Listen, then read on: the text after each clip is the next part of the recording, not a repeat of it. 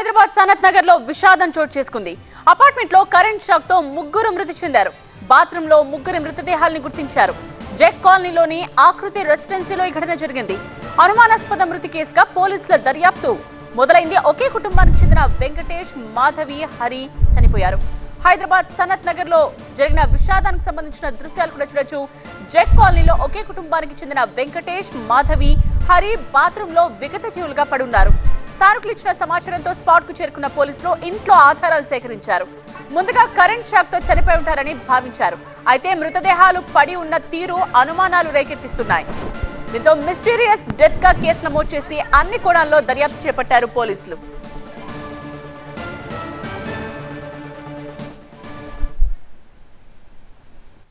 ఎవరు లేరండి. డోర్ పులబెట్టుందండి.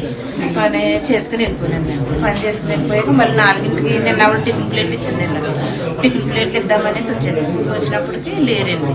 ఇదేంటి వారు రైస్ కూడా పెట్టుకోలేదు, ఎక్కడికి వెళ్ళారు, ఎక్కడ ఉన్నాయి అనేసి నేను పైన ఒక అమ్మ ఉంటే అడగడానికి వెళ్ళాను. ఆవిడ ఇక్కడ చూసుకుంటారు.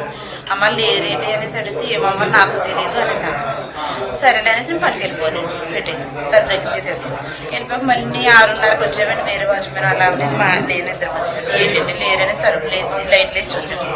లేరండి. బాత్రూమ్ పడి ఉందనేసి చూసామండి. గట్టిగా నొక్కి గెంటితే రాలేదు. మాకు వాచ్మెన్ రమ్మని గెంటికి అందరూ ఉన్నారు. అంతే.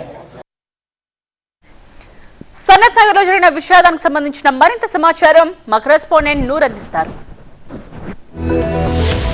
హైదరాబాద్ సనత్ నగర్ పోలీసు పరిధిలోని ఆకృతి రెసిడెన్సీలో ప్రమాదం చోటు చేసుకుంది. 204 ఫ్లాట్లో ముగ్గురు ఉంటారు. మాధవి, వెంకటేష్తో పాటు హరి కూడా ఉంటారు. హరికి అనారోగ్య సమస్యలు ఉన్నాయి. చాలా కాలం నుంచి అనేక అనారోగ్య సమస్యలతో సతమతమవుతున్న ఈ ఫ్యామిలీ అతనికి స్నానం చేసేటప్పుడు ఎప్పుడు బాత్రూంలో వెళ్ళారని కూడా చుట్టుపక్కల వాళ్ళు అయితే చెప్పుకొస్తున్నారు. గీజర్ ఆఫ్ చేసే సమయంలో ఈ ప్రమాదం చోటు చేసుకుండొచ్చు అనేసి పోలీసు అధికారులు అయితే ఒక అనుమానం వ్యక్తం చేస్తున్నారు. ఎప్పుడైతే వాచ్మెన్కి అనుమానం వచ్చిందో అతను తలుపు తట్టే ప్రయత్నాలు చేశాడు. ఎంతసేపటికి తలుపు తెరవకపోవడం వల్ల ఇతర వాచ్మెన్లు తీసుకుని ఒక్కసారిగా తలుపు బ్రేక్ చేసిన తర్వాత ముగ్గురు ఒకేసారిగా అక్కడ డెడ్ బాడీలు పడి ఉండడం చూడటంతో అతను పోలీసులకు సమాచారం అందించాడు. పోలీసులు కూడా క్రూజ్ టీంతో పాటు అన్ని కోణాలు కూడా విచారిస్తున్నారు.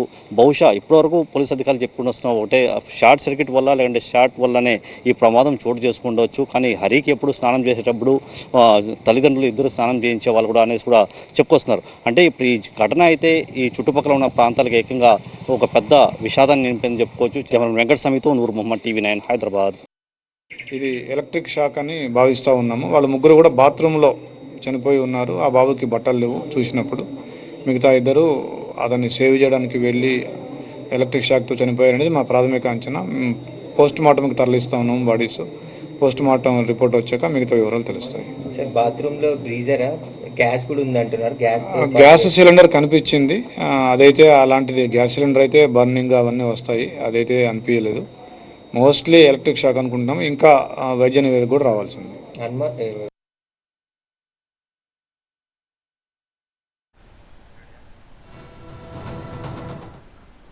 ఎలక్ట్రిక్ షాక్ తోనే మృతి చెందినట్టుగా ప్రాథమికంగా అంచనా వేస్తున్నారు పోలీసులు. అయితే పోస్ట్ మార్టం రిపోర్ట్ వచ్చిన తరువాత పూర్తి వివరాలు తెలుస్తాయంటున్నారు.